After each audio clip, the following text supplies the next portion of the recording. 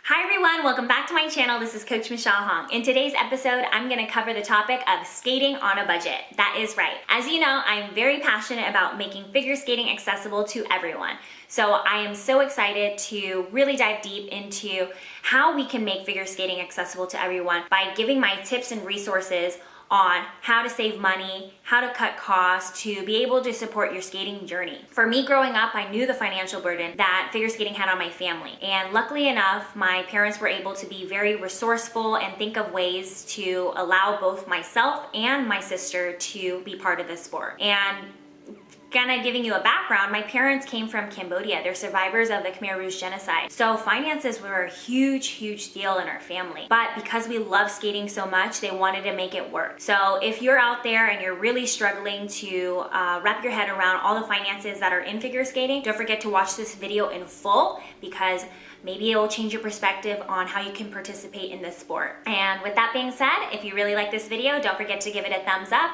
and subscribe for more figure skating content. Now let's get into my top 5 tips.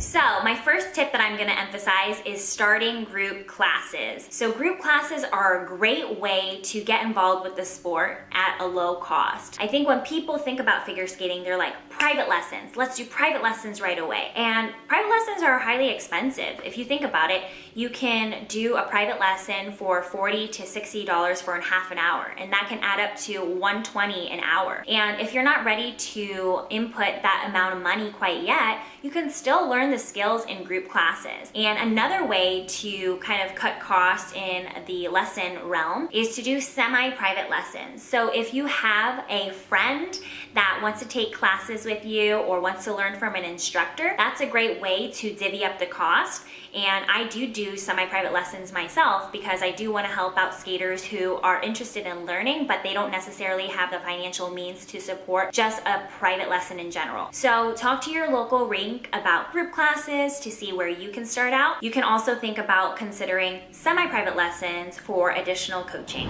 So my second tip is to look for affordable equipment. What I mean by that is you don't have to buy the high-end gear. I think a lot of people get hung up about the idea of getting the top of the line skates, the top of the line blades. But I want to share with you that growing up, I actually had hand-me-down skates all the way up until the juvenile level. I had hand-me-down skates, I had hand-me-down practice clothes, I had hand-me-down stockings and skating dresses. This was a big part of how I was able to cut costs and save money towards lessons, because lessons is something that was really going to help me excel to where I wanted to go, as opposed to a dress or a costume. That's not going to increase my performance on the ice, but it definitely helps build my confidence when I'm out in competition. So luckily enough, I had great friends growing up that allowed me to borrow their costumes, they lent me their dresses, and I had hand-me-down skates. So hand-me-down skates is another great option for those of you who are struggling to wrap your head around getting custom skates or getting boots that cost close to $1,000. So thinking about trying on other people's skates that you know of at your local area,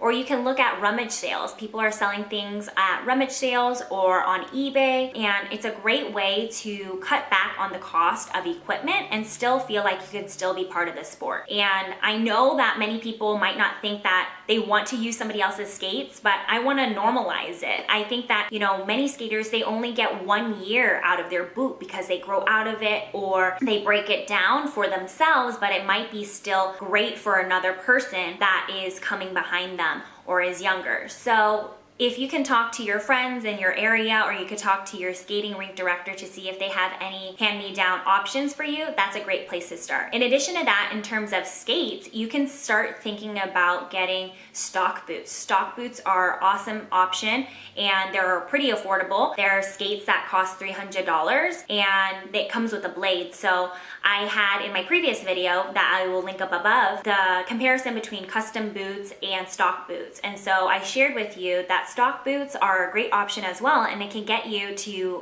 where you want to go as long as you do not have any foot issues or foot problems. So that's another great option for you to cut cost in the equipment area.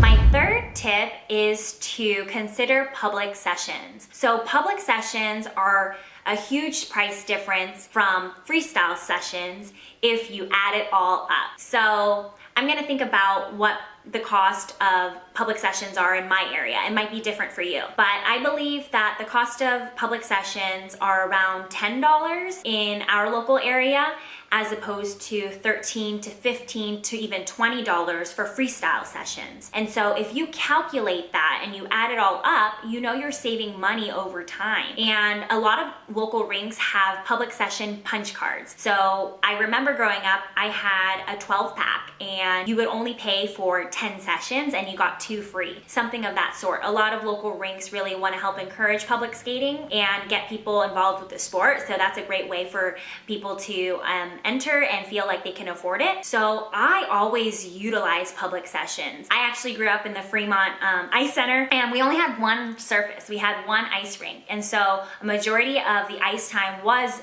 public session. We had freestyles in the morning and maybe 1 hour of freestyle in the afternoon, but everything else was hockey and public sessions. And people are really deterred by public sessions because it's too crowded, the ice is too bumpy and all that. But for me, I was so thankful for any ice time that I had. And so that's another thing you want to consider is if you have ice, you can practice. It doesn't need to be on a freestyle session all the time. So there's a point in time where you do have to start weaning into freestyle sessions when you become more competitive, and you want to be surrounded by skaters at your level to help motivate you and energize you. So that's another thing that you want to consider. But for starting out, public sessions are a great way to keep the sport affordable. So the fourth tip that I have is utilizing off-ice training videos on YouTube. So me growing up, I had so many opportunities to be able to go to the library with my dad, and I loved it so much. So we would check out Pilates videos,